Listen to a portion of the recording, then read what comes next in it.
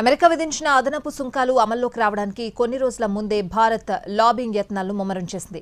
అక్కడి ప్రభుత్వంతో వ్యూహాత్మక అంశాల్లో కమ్యూనికేషన్లు నిర్వహించడం, social media, media relations, digital audit లాంటి వాటిని పర్యవేక్షించేందుకు ప్రత్యేక సంస్థను నియమించుకుంది. భారత దౌత్య కార్యాలయం నెలకు $75,000 చెల్లించేలా 3 నెలలకు మెర్క్యూరీ పబ్లిక్ అఫైర్స్ సంస్థతో ఒప్పందం చేసుకుంది. ఇది ఆగస్టు 15 నుంచి అమల్లోకి వచ్చింది.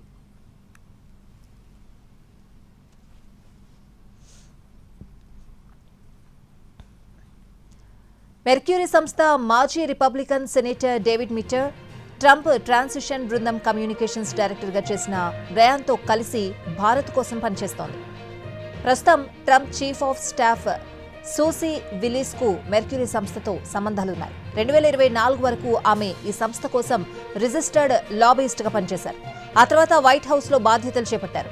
బ్రయాన్ గతంలో ట్రంప్ ప్రచార బృందంతో పాటు జేడీ వ్యాన్స్ సెనేట్కు పోటీ చేసినప్పుడు పనిచేశారు.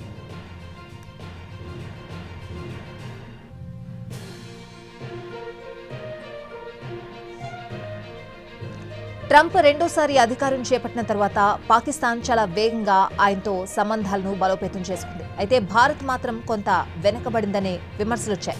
ఇక పాక్ నాయకత్వం ట్రంప్ మాజీ బాడీగార్డ్ కేత్ షెల్లర్ నిర్వహిస్తున్న లాబింగ్ సంస్థను నియమించుకుంది. మరోవైపు భారత్ ఇప్పటికే ట్రంప్ మాజీ సహాయకుడు జేసన్ మిల్లర్కు చెందిన SHW పార్ట్నర్స్ LLCని నియమించుకుని నెలకు $1.50 లక్షల చెల్లిస్తోంది. అమెరికాలో కీలకమైన ఒప్పందాలు, ఇతర పనులను పూర్తి చేసుకోవడానికి లాబింగ్ సంస్థలను నియమించుకోవడం కొత్తేం కాదు. చాలా దేశాలు వీటితో కలిసి పనిచేస్తూ ఉంటాయి.